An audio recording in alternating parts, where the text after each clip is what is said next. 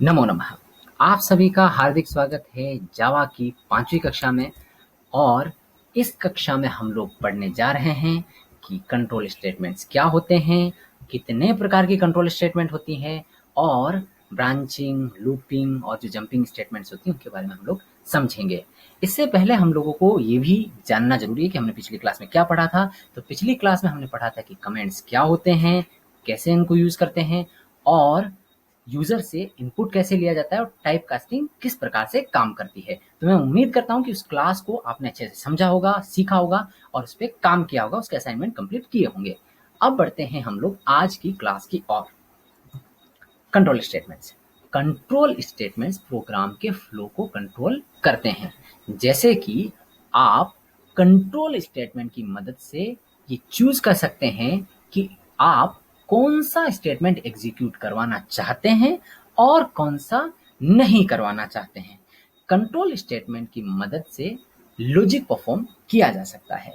यहाँ पर एक सबसे जरूरी बात भी मैं आपको कह देता हूँ कि जो कंट्रोल स्टेटमेंट्स है वो हम लोग प्रोग्रामिंग का जो है वो हृदय कह सकते हैं, दिल कह सकते हैं, क्योंकि इसी के आसपास में बाकी सारी जो चीज़ें हैं वो घूमती रहती है और काम आती रहती है। अब एक उदाहरण से हम लोग समझ लेते हैं कि ये क्या काम करेगा, कंट्रोल कंट्रोल स्टेटमेंट किस प्रकार से काम करेगा। उदाहरण के लिए यदि आप 1 से लेकर 100 तक के नंबर्स में सिर्फ इवन नंबर प्रिंट करवाना चाहते हैं, इवन यानी जो सम नंबर है वो, इस सिचुएशन में आप कंट्रोल स्टेटमेंट की मदद से पता कर सकते हैं कि 2 नंबर पूरी तरीके से विभाजित हो रहा है या नहीं। यदि 2 नंबर डिवाइड किया जा सकता है तो वह इवन नंबर इसे प्रिंट कर दिया जाता है और इसमें हम लोग जो है लूपिंग स्टेटमेंट का उपयोग कर लेंगे। अभी भी समझ में नहीं आया तो थोड़ा सा और दिमाग के ऊपर जोर लगाइए और हम लोग इसे अच्छे तरीके से समझेंगे एक एक एक। और अब हम लोग जान लेते हैं कि जो टाइप ऑफ कंट्रोल स्टेटमेंट्स क्या है। तो हमारे पास में 3 प्रकार की कंट्रोल स्टेटमेंट्स होती है, ब्रांचिंग, लूपिंग और जंपिंग। सबसे पहले जान लेते हैं ब्रांचिंग स्टेटमेंट्स के बारे में। इस कैटेगरी के स्टेटमेंट्स प्रोग्राम में स्टेटमेंट्स को सिचुएशन के अकॉर्डिंग सेलेक्ट करके एग्जीक्यूट करने के लिए यूज किए जाते हैं। इस कैटेगरी में जो आगे जो आपको दिए जा रहे हैं वो आते हैं।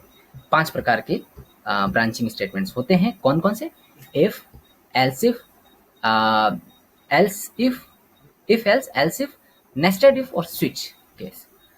ठीक है, तो सबसे पहले हम लोग जानेंगे इफ स्टेटमेंट के बारे में। अब यहाँ पर सबसे मेन और इम्पोर्टेंट चीज शुरू हो रही है, तो मैं चाहता हूं कि आप अपने दिमाग के ढक्कन खोल लें और एक अच्छी यात्रा के लिए शुरू हो जाए। If statement. इफ स्टेटमेंट किसी कंडीशन को टेस्ट करता है। यदि कंडीशन ट्रू होती है तो ब्रैकेट्स में दिए गए स्टेटमेंट एग्जीक्यूट कर दिए जाते हैं और यदि कंडीशन फॉल्स होती है तो ब्लॉक में को स्किप कर दिया जाता है। अब इसका सिंटैक्स कुछ इस प्रकार का सा होता है। इफ कंडीशन आपको यहाँ पे देनी है और ये कोड का पूरा ब्लॉक आएगा। अब हम लोग इसे समझेंगे प्रैक्टिकल एग्जाम्पल के जरिए। तो फिलहाल के केस में मैं क्या कर रहा हूँ, ऐसा कुछ प्रोग्राम मेरे पास बना हुआ है। अब मैं रोज तो बड़ा सारा प्रोग्राम नहीं लिखने वाला हूँ, इसलिए मैं क्या कर रहा हूँ, किसी को कुछ हिस्सा जो है इसका यूज कर लेता हूँ जी। इसमें से फिर मुझे इतना ही रखना है जो कि हम लोग हर बार रख रहे हैं। जावा क्लास 5 एग्जाम्पल्स, इस तरह से हम लोग इसको नाम दे देंगे। सेव करूंगा मैं सबसे पहले से और मैं इसे एफ ड्राइव में सेव कर रहा हूँ, डॉट जावा करके सेव कर रहा हूँ।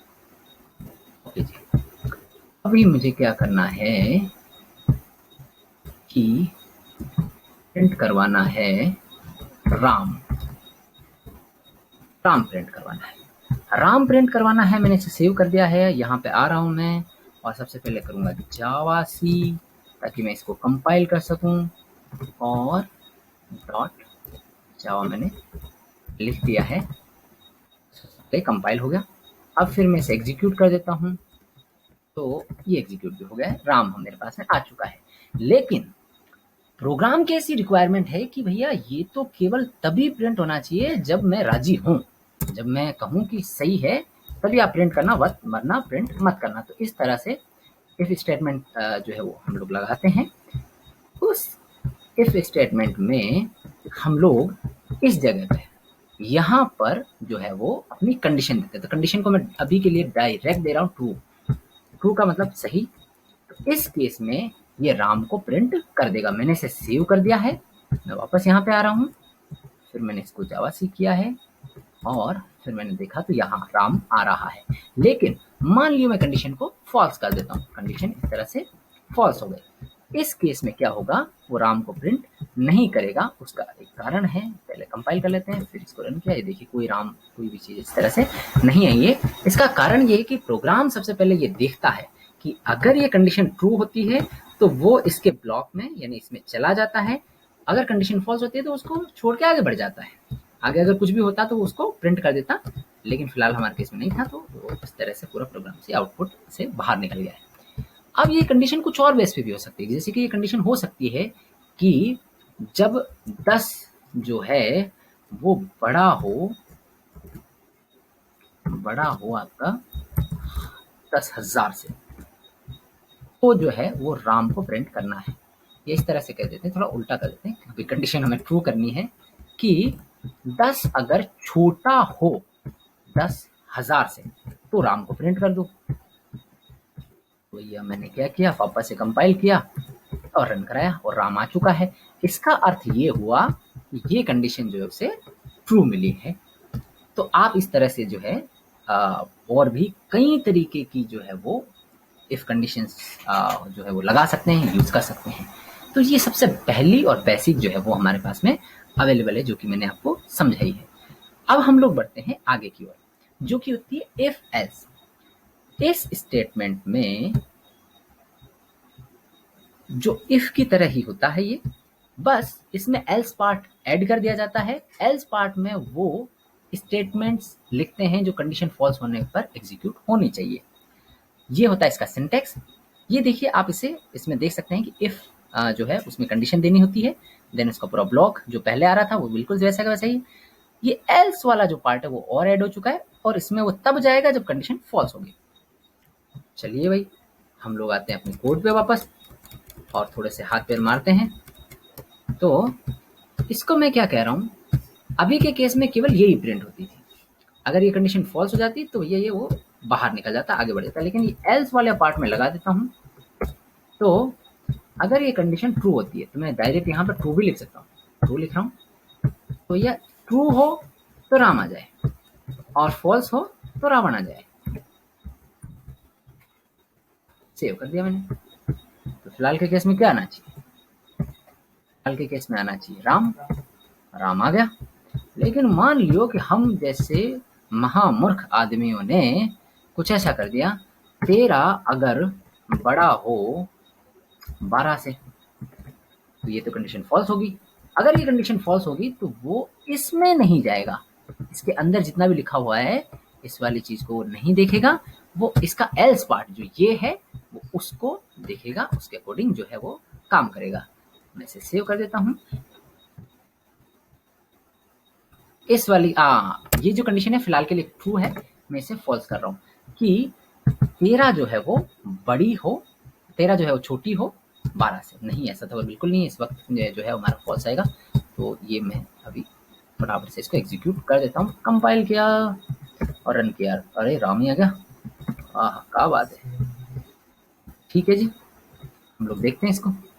तो अभी यहाँ पे आए हम लोग और हमने कहा कि 13, सॉरी मेरी पहली वाली कंडीशन, 13 जो है वो सॉरी मेरा प्रोग्राम सेव नहीं था इसलिए कुछ प्रॉब्लम हुई, लेकिन फिर भी आप थोड़ा सा समझने का प्रयास करिएगा।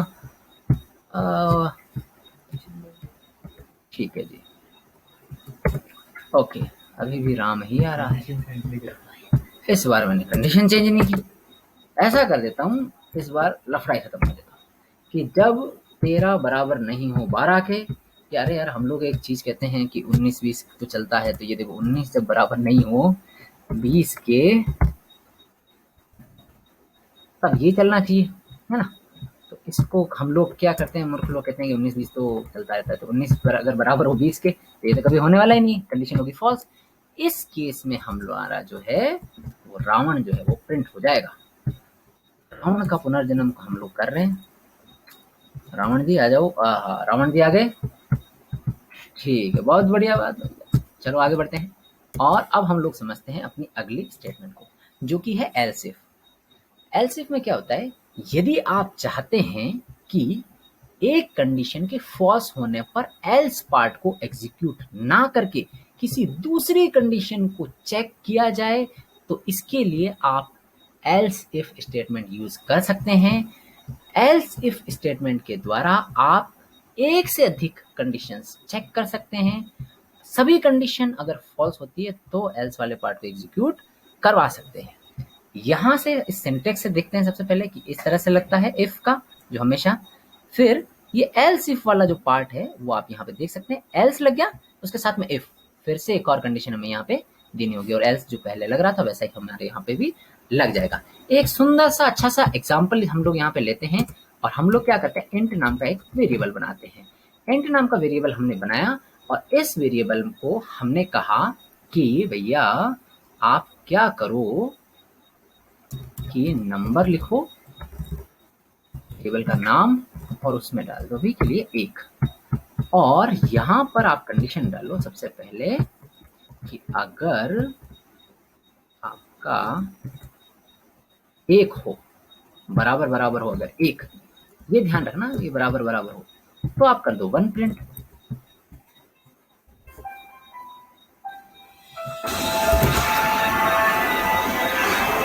ओके, और अगर ऐसा ही मुझे एक और कंडीशन चेक करवानी है, क्योंकि मुझे मल्टीपल कंडीशन चेक करवानी है, तो फिर मैं कह रहा हूँ कि अगर ऐसा नहीं हो, कुछ ऐसा हो, तो फिर आप क्या करो, जैसे कि अगर बराबर बराबर हो 2 के तो आप प्रिंट कर दो 2, और फिर तो भैया आप रावण ही हो अगर इन सब के भी अलावा आप कुछ दे रहे हो।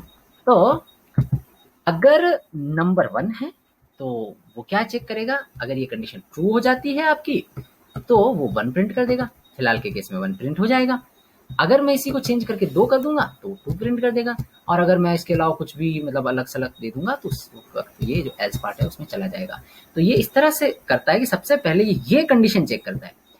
ठीक है, अब हम लोग जो है इसका सबसे पहले सेव कर देते हैं और चलिए इसका आउटपुट भी देख लेते हैं। कंपाइल किया, ये रन किया, 1 आया है, बिल्कुल सही है। अब मैं करता हूँ 2। तो सबसे पहले मैं इसको कंपाइल करके रन करके आपको आउटपुट बताऊंगा, फिर मैं आपको इसको समझाऊंगा। ओके जी, ये देखिए आ गया 2, लेकिन इस 2 आया कैसे है, तो 2 इस तरह से आया है। नंबर 1 में हमने स्टोर करवाया 2, सबसे पहले इसने कंडीशन चेक की इफ की, और इसने देखा कि नंबर क्या बराबर बराबर है 1 के, नहीं बिल्कुल नहीं है भैया, तो ये कंडीशन हो गई फॉल्स। फिर वो चला गया अगली कंडीशन देखने के लिए, यानी एल्स इफ वाले, उसने कहा कि क्या नंबर बराबर बराबर है 2 के, तो हमारा उत्तर आ गया जी हाँ, तो वो इसमें आ गया और उसने इसको प्रिंट कर दिया। और ध्यान रखना इनमें से केवल एक ही ब्लॉक प्रिंट होगा, या तो ये होगा इफ का या एल्स इफ का या इस एल्स का, सारे के सारे प्रिंट नहीं हो सकते कभी भी, है ना। तो ये आपको थोड़ा सा समझ में रखना होगा, ध्यान रखना होगा। अब हम लोग क्या कर लेते हैं कि जैसे इसको कुछ भी गड़बड़ सड़बड़ कुछ भी दे दिया, तो जैसे कि मैंने दे दिया इतना कुछ, और इसको मैं करवाता हूँ, तो भैया अब क्या आ जाएगा रावण, यानी जो एल्स वाला पार्ट है वो एग्जीक्यूट हो जाएगा। ठीक है जी, वैसे आप रावण नहीं हो लेकिन हम लोग समझने के उद्देश्य से और इसे इंटरेस्टिंग बनाने के उद्देश्य ये चीज थोड़ा सा गेम खेल रहे हैं। चलिए आगे बढ़ते हैं। अब बात करते हैं स्विच केस की। स्विच केस क्या होता है, तो स्विच केस बिल्कुल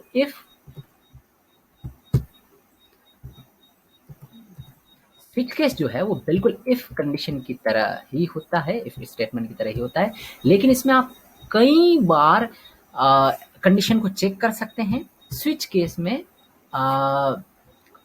जो केसेस डिफाइन किए जाते हैं, बाद में एक चॉइस वेरिएबल के द्वारा ये केसेस एग्जीक्यूट करवाए जाते हैं। तो एक्चुअली प्रॉब्लम क्या है और इसका समाधान क्या है, ये क्यों ये चीज दी गई है। अब जैसे बार बार मुझे यहाँ पे चेक करना पड़ता है कि अगर ये बराबर हो 1 के तो करो, फिर बराबर हो 2 के तो करो, बराबर हो 3 के तो करो। तो इससे तो बेहतर ये है कि हम लोग एक ही बार दे दें इसको नंबर को, और फिर ये अगर 1 हो 2 हो तो ये कराते जाएं। तो इसलिए ही हम जो हमारे पास में स्विच केस का प्रयोग आता है। बाकी स्विच केस वैसा ही होता है जैसे मल्टीपल जो इफ एल्स स्टेटमेंट के साथ में होता है। अब ये कैसे होता है, ये इसका सिंटेक्स आप देख लीजिए। हमें देना पड़ता है स्विच और देन एक्सप्रेशन जो भी हमारा वेरिएबल है। अगर केस आपका जो भी हो, जैसे 1 हो तो उस टाइम पे ये, और देन उसके बाद में ब्रेक देना पड़ेगा, फिर केस 2, फिर ब्रेक और डिफॉल्ट। अगर कुछ भी नहीं आता यानी एल्स वाला पार्ट हम लोग इसे मान सकते हैं, तो फिर हमारा ये ब्लॉक एग्जीक्यूट होना चाहिए। चलिए हम थोड़े से हाथ मैले कर लेते हैं। हम लोग आए यहाँ पर कोड में, स्विच का यूज करना है, इस स्विच का यूज किया, इसका ब्लॉक बनाया। इस ब्लॉक में सबसे पहले हम लोग क्या देंगे, तो इस ब्लॉक में आप जैसा कि देख सकते हैं एक्सप्रेशन देनी है। ठीक है जी, तो एक्सप्रेशन में हम लोग दे रहे हैं ये नंबर। ओके जी, अगर ये जो नंबर है आपका ये है इस तरह से केस 1, अगर 1 है तो फिर यही system dot out dot println 1 कर दो भैया, काहे की टेंशन। हमने कर दिया, फिर लगाया ब्रेक, या रुक जाना, इसके बाद में थम जाना, फिर आ गया आगे आ गया दूसरा वाला केस। अगर ये हो तो भैया क्या करना, तुम इस प्रकार से कर लेना।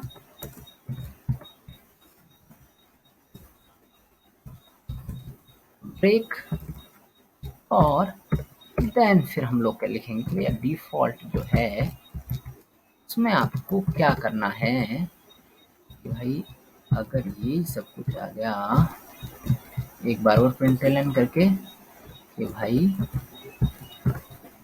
इसमें लिख देते कि भाई अब रहने दे यार, बहुत कर लिया तुमने।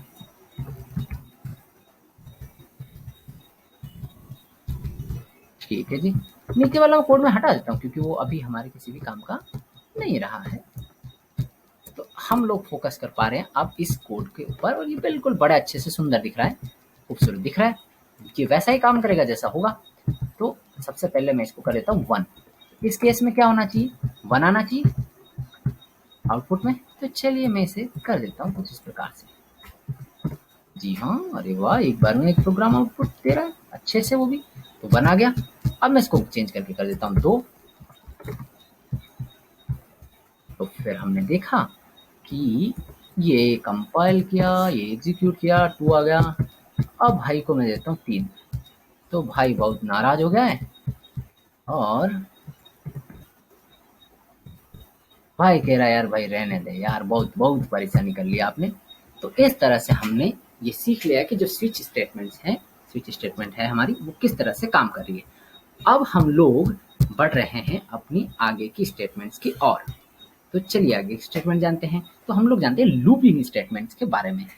स्टेटमेंट्स के किसी ब्लॉक को बार बार एग्जीक्यूट करने की प्रक्रिया को लूपिंग कहते हैं। एक स्टेटमेंट ब्लॉक को लूप की सहायता से कई बार एग्जीक्यूट करवाया जा सकता है। लूपिंग में स्टेटमेंट का ब्लॉक तब तक एग्जीक्यूट होता है जब तक कि लूप में दी गई कंडीशन ट्रू रहती है। जावा में 2 प्रकार के लूप होते हैं जिसको हम लोग बोलते हैं एंट्री कंट्रोल लूप और एग्जिट कंट्रोल लूप। और 2 प्रकार के होते हैं और 2 भाग होती है लूप की बॉडी और कंट्रोल स्टेटमेंट। सो जो हम लोग जान लेते हैं। अब आपको पहले मैं ये बता देता हूँ एंट्री कंट्रोल लूप और एग्जिट कंट्रोल लूप क्या होता है। तो जब लूप के अंदर आते समय हम लोग कंडीशन चेक कर रहे होते हैं तब एंट्री कंट्रोल लूप होता है, और जब लूप से बाहर जाते वक्त हम लोग कंडीशन चेक करते हैं तो वो एग्जिट कंट्रोल लूप होता है।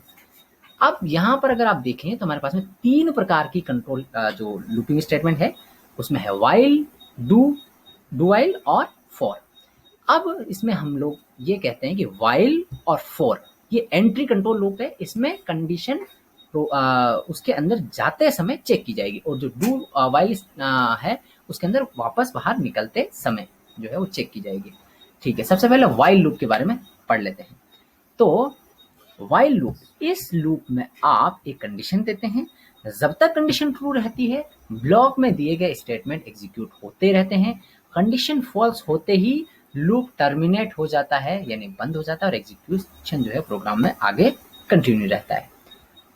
फिर यहाँ पे ये सिंटेक्स हम देख पा रहे हैं कि व्हाइल देनी है, साथ में उसकी कंडीशन, जो भी हमारी कंडीशन है वो कंडीशन दे देंगे, और जब तक ये कंडीशन रहेगी ट्रू तब तक हम लोग करेंगे इस प्रोग्राम को। चलिए साहब हम आ जाते हैं थोड़े से हाथ मैले करने। ओके जी, बहुत ही शानदार। अब हम क्या कर रहे हैं कि इसके अंदर दे रहे हैं एक, और यहाँ पर वाइल इस तरह से लिख रहे हैं, और ये जी इसका सिंटैक्स वगैरह रेडी हो गया। यहाँ पे देंगे कंडीशन कि जब तक नंबर जो है वो आपका छोटा है या बराबर है 10 के, तब तक ये चलना चाहिए लूप। तो उसके अंदर हम लोग क्या दे रहे हैं, उसके अंदर वही system dot out dot println. अब राम राम बोलना है तो एक तो होता है कि 10 बार राम लिखो, और एक होता है कि हमने लिखा राम लूप में और वो जो है वो प्रिंट होगा। अभी मैं इसे सेव करता हूँ और इसे चलाने का प्रयास करता हूँ, देखते हैं जी क्या होता है। ठीक है ठीक है ठीक है, मैं इसे नहीं करवा रहा हूँ क्योंकि मैंने अपनी गलती खुद ही पकड़ ली। वो ये है कि ये कभी बंद ही नहीं होगा, ये चलता रहेगा चलता रहेगा चलता रहेगा, समस्या पैदा कर देगा। तो इसलिए मैं इसको एक इंक्रीमेंट ऑपरेटर दे रहा हूँ। पहले तो मैं आपको इसका आउटपुट बता दूंगा, फिर ही मैं इसे आपको सही से एक्सप्लेन करूंगा। तो मैं फिर से कंपाइल कर रहा हूँ। अब मैंने कर दिया, ये देखिए राम आ चुका है और राम 10 बार आ चुका है। अब ये कैसे आया है, तो ये थोड़ी सी समझने लायक चीज है। तो हुआ क्या है कि सबसे पहले नंबर के अंदर, यानी जो हमारा वेरिएबल है उसके अंदर था एक वैल्यू थी। फिर क्या हुआ कि हमने यहाँ पे कंडीशन चेक किए। इस कंडीशन में है कि जो नंबर है वो छोटा होना चाहिए या बराबर होना चाहिए 10 के, तो एक है तो कंडीशन ट्रू मिल गई, बिल्कुल वो छोटा है या बराबर है 10 के। तो इस केस में ये ट्रू मिल गया, ट्रू मिलते वो अंदर आ गया। उसने चेक किया, उसने सबसे पहले ये प्रिंट कर दिया स्टेटमेंट जो भी थी, फिर नंबर को प्लस प्लस कर दिया, यानी अब नंबर हो चुका है 2। फिर जब ये लूप यहाँ पर इसकी ओर से कंप्लीट हो गया तो फिर ये वापस लूप में चला गया, वापस ऊपर। फिर से इसने देखा कि नंबर 1 जो कि अब 2 है, तो क्या 2 छोटा है या बराबर है 10 के? जी हाँ, बिल्कुल है। तो फिर वो अंदर की जो स्टेटमेंट थी फिर से प्रिंट कर दी। फिर यहाँ पे हो गया 3 होते फिर से ऊपर चला गया।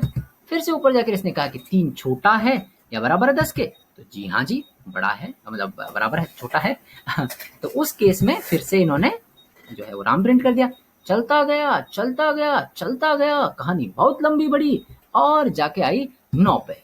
तो 9 पे आया और इसने कहा कि क्या 9 छोटा है या बराबर है 10 के? जी हाँ, छोटा है। कंडीशन ट्रू मिली, अंदर आया, राम प्रिंट किया, फिर से नंबर प्लस प्लस हो गया, अब हो गया जी 10 हो गया। तो 10 में उसने फिर से चेक किया कि क्या 10 बराबर है या छोटी है 10 से? तो जी हाँ, बराबर है, तो इसका मतलब कंडीशन ट्रू मिल गई, तो भी उसने प्रिंट कर दिया। इस बार हो गया 11, और जैसे ही 11 हो गया इसका कॉल आ गया।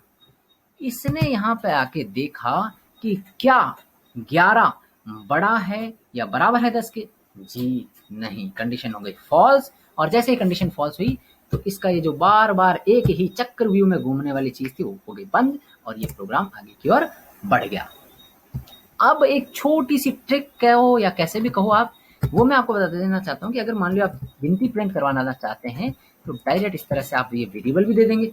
तो इस वेरिएबल में वैसे ही वो वैल्यू चल रही है, तो ये वेरिएबल मैंने दे दिया। अब मैंने इसको किया है जावा से एग्जीक्यूट। ये देखिए 1 2 3 4 5 6 7 8 9 10। अब इसके साथ थोड़ा सा गेम तो हम भी खेलते हैं, तो थोड़ा सा 1000 तक कर ले लेते हैं। अब कुछ गड़बड़ी हुई उसका पता नहीं है, लेकिन इसको थोड़ा सा दुख तो हम भी देते हैं। लियो जी, और अब भाई भाई भाई भाई रुक जाओ, रुक गए। पूरी 1000 तक गिनती लिखी है उन्होंने।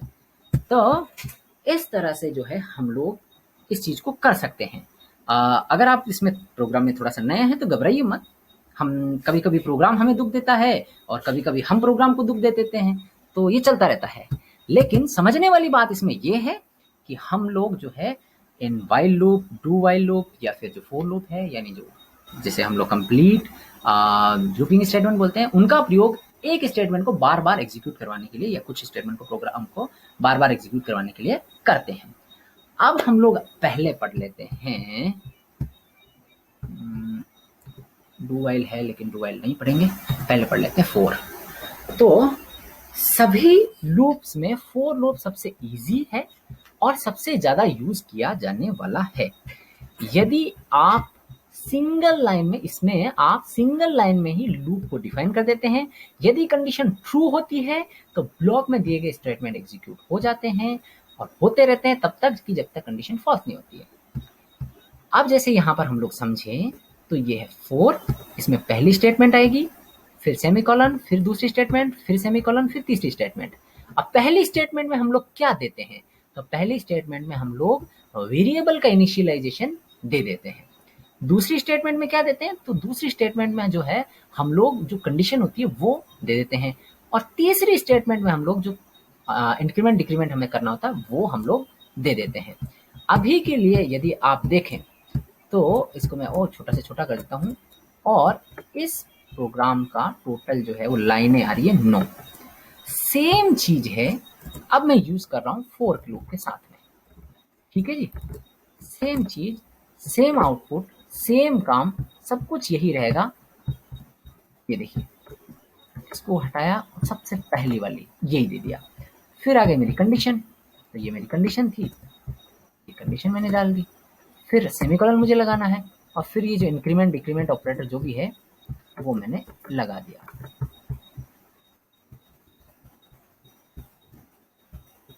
ठीक है जी,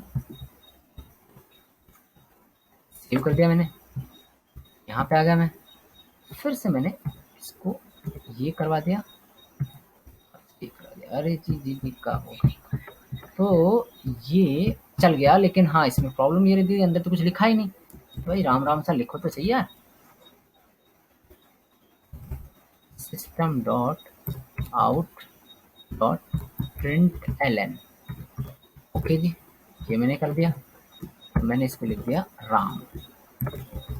ठीक है जी, राम मैंने लिख दिया तरीके से। ओके जी, सेव कर दिया। अब फिर से करा लेते हैं एक बार, कंपाइल कर दो भैया और ये भी कर दो। ओ जी, राम राम राम राम, रुक गया भैया राम। हाँ, तो 1000 बार इसने राम लिख दिया। अब समझने लायक बात यहाँ पे ये है कि लूप में कोई परिवर्तन नहीं हुआ है। जैसे वो पहले चल रहा था व्हाइल लूप, वैसे ही फोर लूप काम कर रहा है, बस इसका सिंटेक्स बदल गया है। और आपको समझना यहाँ पे ये जरूरी है कि यहाँ पे हम लोग वेरिएबल का इनिशियलाइजेशन देते हैं, सेमीकोलन, फिर यहाँ पे कंडीशन आ गई और देन लास्ट में जो है वो हमारा इस तरह से ये आ चुका है। तो इसको मैं थोड़ा सा छोटा कर देता हूँ यार, ना तो प्रोग्राम को दिख देता हूँ ना ही आपको दिख देता हूँ। और इस बार मैंने क्या किया कि इसको वापस से नंबर दे दिया है और मैं चाह रहा हूँ यार 10 तक ही करे, ये क्यों फालतू में कोई परेशानी हो इस बेचारे के लिए। इसके भी जीवे यार। हाँ ठीक है जी, 10 तक आ गया। अब हम लोग इसको समझते हैं। तो सबसे पहली बार जब भी फोर लूप में आएगा, केवल तभी ये वाला जो है वो एग्जीक्यूट होगा।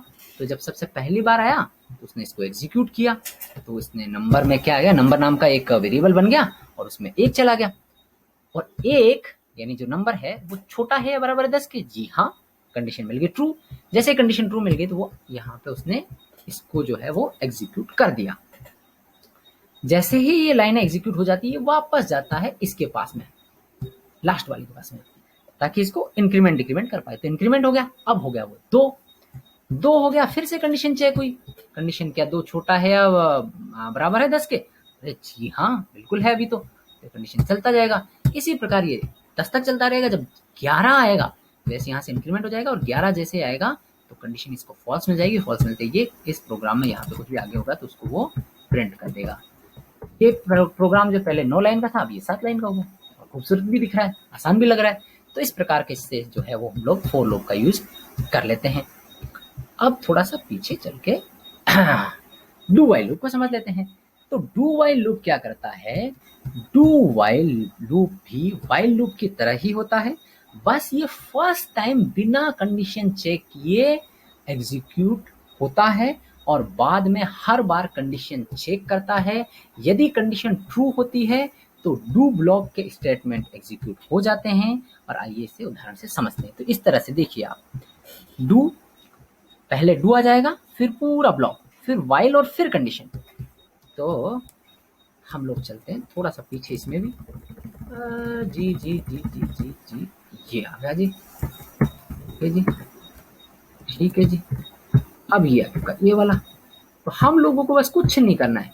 यहाँ पे ये व्हाइल में यहाँ पे थी कंडीशन, इसको हटाया, इसकी जगह लगाया डू और लास्ट में लगा दिया और ये कर दिया साहब।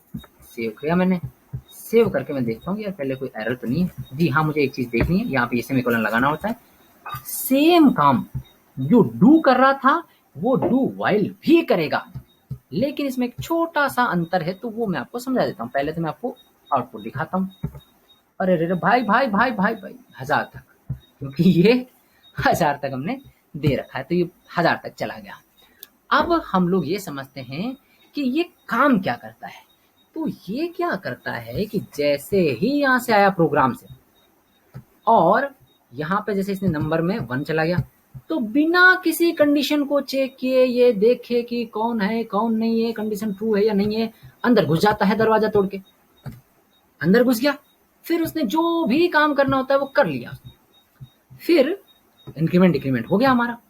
अब पहले था नंबर में 1, अब हो चुका है नंबर में 2। अब जाके कंडीशन चेक होगी कि 2 जो है वो छोटा है या बराबर है क्या 1000 से, तब वो जो है वो आगे बढ़ेगा। इस प्रकार से इसमें बस इतना सा अंतर है कि कंडीशन अगर फॉल्स भी हो गई तो भी वो एक बार प्रिंट कर देगा। तो ये चमत्कार मैं आपको बता देता हूँ, क्योंकि ये दरवाजा तोड़ के अंदर घुसता है। तो जैसे कि मैंने इसमें कंडीशन लगा रखी थी कि अगर नंबर जो है वो मेरा बड़ा हो 10 से, तभी ये चलना चाहिए। अभी तो हमारा तो एक ही है, तो कंडीशन तो फॉल्स है। फिर भी एक बार तो चला जाएगा। ये देखिए, इसको बता देता हूँ इसका चमत्कार। ये चमत्कार बता दिया, ये देखो इसने एक प्रिंट कर दिया, यानी एक बार ये अंदर घुस चुका है दरवाजा तोड़ के। तो ये जो दरवाजा तोड़ू लूप है, या हम लोग जैसे कह रहे हैं कि डू वाइल लूप जो है, मैं उम्मीद करता हूँ कि मेरे कुछ इंटरेस्टिंग आइडियाज और एग्जाम्पल के थ्रू आपको समझ में आया होगा। और इसे समझने के लिए आप जो है थोड़ी सी और रिसर्च कर सकते हैं। बाकी ये बहुत आसान है, बहुत चीज है, बढ़िया है। अब हम लोग बढ़ते हैं आगे की ओर। फॉर लूप हो गया, अब हम लोग बात करते हैं जंप स्टेटमेंट्स की। जंप या जंपिंग स्टेटमेंट्स प्रोग्राम के एग्जीक्यूशन को एक जगह से दूसरी जगह ट्रांसफर करने के लिए यूज किए जाते हैं। इन स्टेटमेंट्स को स्पेशल केसेस में ही यूज किया जाता है। इनके बारे में आगे आपको बताया जा रहा है। तो आपके पास में जावा के अंदर 2 ही जंपिंग स्टेटमेंट होती है, कंटिन्यू और ब्रेक। किसी किसी लैंग्वेज के अंदर गो टू स्टेटमेंट भी होती है, लेकिन वो इसमें नहीं होती है, तो ये आपको ध्यान रखना होगा। और जो कंटिन्यू और ब्रेक है उसके बारे में हम लोग समझ लेते हैं। सबसे पहले कंटिन्यू के बारे में जान लेते हैं। कंटिन्यू स्टेटमेंट के द्वारा आप किसी भी लूप का कोई इटरेशन स्किप कर सकते हैं। जैसे कि आप चाहते हैं कि थर्ड इटरेशन स्किप हो जाए, कंपाइलर कोई एक्शन ना ले, तो उस स्थिति में हम लोग जो है वो कंटिन्यू का यूज कर लेंगे। तो इसके लिए भी थोड़ा सा जो है हमारा फोर लूप को यहाँ पे लाना पड़ेगा, वो आपको इस जो है वो आसान बना देगा इसके लिए, वरना आपके लिए समझना थोड़ा मुश्किल हो जाएगा।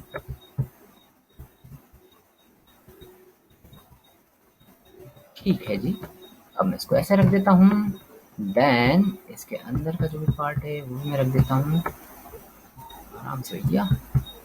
ठीक है जी, ये रख दिया मैंने। फिर जो इंक्रीमेंट का काम है वो भी मैंने रख दिया है, और ये मैंने इसको रख दिया है। अब क्लीन अप का काम कर लेते हैं।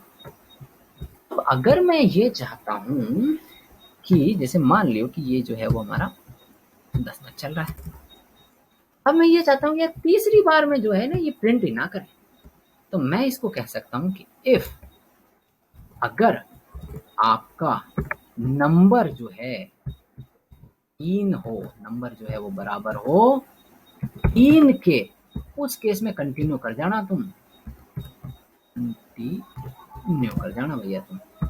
तो अभी इसका मैं आपको आउटपुट दिखा देता हूँ। तो ये सबसे पहले कंपाइल कर दिया, ये इसको एग्जीक्यूट कर दिया। तो ये देखिए 1 आया है, 2 आया है, मगर 3 नहीं आया है। उसका कारण है, उसका क्या कारण है कि जैसे ही उसको नंबर 3 मिला है तो उसने यहीं से कंटिन्यू कर दिया। इसका मतलब ये है कि उसने नीचे वाली कोई चीज को एग्जीक्यूट नहीं किया है, यहीं से कंटिन्यू का मतलब यहीं से वो वापस इस कंडीशन को चेक करने के लिए चला गया था। तो ये है हमारा कंटिन्यू। इस तरह से हमारा कंटिन्यू जो है वो काम करता है। इसलिए तो फिर जो नीचे वाली है उसको हमने स्किप करवा दी और यहीं से प्रोग्राम जो कंटिन्यू हो गया था हमारा। अब बढ़ते हैं जी अगली वाली में। ये है हमारी ब्रेक। ब्रेक स्टेटमेंट कंपाइलर के एग्जीक्यूशन को स्टॉप करने के लिए यूज की जाती है। ब्रेक स्टेटमेंट आने पर कंपाइलर उस ब्लॉक से बाहर ला देता है। इसको लूप से आसानी से समझा जा सकता है। ये आपको समझाते हैं जी। जैसे कि मान लो इससे मैंने ब्रेक कर दिया, ये ब्रेक कर दिया। इस केस के अंदर देखिए सेम सारी चीजें हैं, लेकिन जैसे मैं इसको एग्जीक्यूट करूंगा तो आप इसका अंतर समझ पाएंगे। जैसे देखिए आप, एक आया है, दो आया है, तीन के बाद में कोई चीज, मतलब तीन और कोई चीज आई नहीं है। उसका कारण क्या है कि जैसे ही तीन आया है उसने ब्रेक कर दिया है। ब्रेक किसको कर दिया? इस वाले पूरे के पूरे ब्लॉक को ही ब्रेक कर दिया, इससे बाहर आ गया है। यहाँ पर आगे अगर कुछ लिखा होता तो वो उसको प्रिंट कर देता। जैसे कि मैं कुछ लिख भी देता हूँ यार, बार बार बस बोलते जा रहा हूँ। तो जैसे कि मैंने इसको बोल दिया कि जयराम जी की,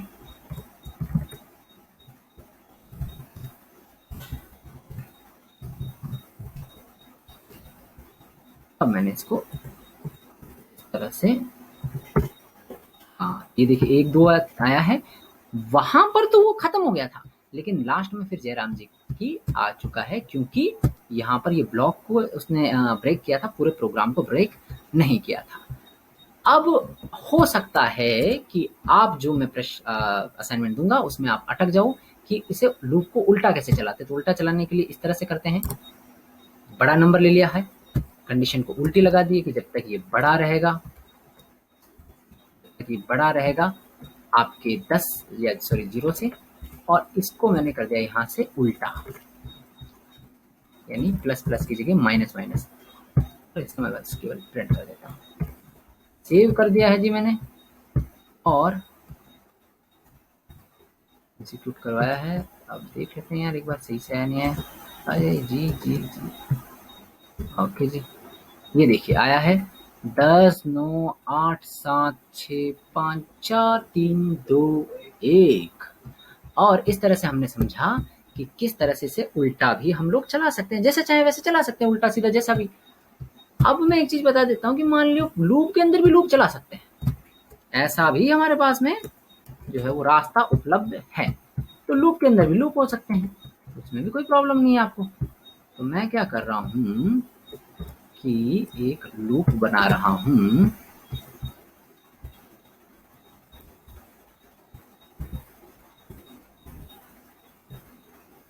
इस तरह का, और मैं इसको थोड़ा सीधा ही चलाऊंगा यार। उल्टा चलाना तो बड़ा भारी पड़ जाएगा आपके लिए, समझना करना है ना जी। तो 5 बार में प्लस प्लस में, अब ये नंबर वो तो ये था, तो ये नंबर 2 कर देते हैं, नंबर 1 कर देते हैं, इसको नंबर 1 करना पड़ेगा, इसको भी नंबर 1 करना पड़ेगा, इसको नंबर 2 कर देते हैं, इसको माइनस माइनस प्लस प्लस मिलाएंगे, और इसको जी छोटा से को 5 के, ठीक है जी। तब तक ये प्रिंट करते रहो, और एक क्या कर दो आप इसके नीचे प्रिंट कर दो, अरे जी स्लैश एन, ठीक है जी। बाकी सब कुछ ठीक लग रहा है, बस इसको 1 कर देता हूँ, बाकी मुझे एकदम परफेक्ट लग रहा है। अब हम लोग क्या करते हैं, इसको कराते हैं कंपाइल, इसने दे दी एरर। अरे भाई भाई यहाँ पे भैया 2 लिखो यार, काहे टेंशन करते हुए। ठीक है जी, ये आपने सबसे पहले इसको कंपाइल किया, हो गया जी, रन किया, ये देखिए इस तरीके का आउटपुट आया है। बिल्डिंग बना दी हमने। तो ये बिल्डिंग कैसे बन रही है, इसमें आप देखेंगे तो 5 हमारे पास के अंदर टोटल स्टार हैं। तो ये स्टार कैसे बन रहे हैं, तो ये अंदर वाला जो लूप है वो 5 बार चल रहा है, और ये बाहर वाला लूप है ये भी 5 बार चल रहा है। तो सबसे पहली बार आया और इसने 5 बार ये प्रिंट कर दिया, फिर सिलेक्शन दे दिया तो नीचे चला गया, फिर अगली बार आया फिर 5 बार प्रिंट कर दिया, ऐसे टोटल 5 बार चल गया। अब एक चीज ये होती है कि जो ऊपर वाला है उससे थोड़ा उसको ऐसे भी किया जा सकता है, ठीक है जी। इसे करने से क्या होगा वो थोड़ा सा हम आपको बता ही देते हैं। ये खोपड़िया में थोड़ा सा बाद में जाएगा, लेकिन जरूर चला जाएगा। ये देखिए आप, स्टार की कुछ इस तरह का पिरामिड बन गया है और ऐसी कुछ पिरामिड आपके असाइनमेंट भी आने वाले हैं। तो मैं उम्मीद करता हूँ कि आपने इस क्लास को बिल्कुल आनंद के साथ में लिया होगा, समझा होगा और आपका बहुत-बहुत धन्यवाद कि आप यहाँ पे बने रहे। आपने समझा, सीखा और कुछ चीज़ें ऐड की। माफ़ी चाहता हूँ कि सारी की सारी कंट्रोल स्टेटमेंट मैंने एक ही क्लास के अंदर फिनिश की क्योंकि हमारे पास में जावा में सीखने के लिए बहुत कुछ है, तो हम लोगों के लिए ये करना बेहद ज़्यादा ज़रूरी है। चलिए, मिलेंगे अगली क्लास में, तब तक के लिए आनंद में रहिए, मज़े में रहिए। नमो नमः। Thank you so much.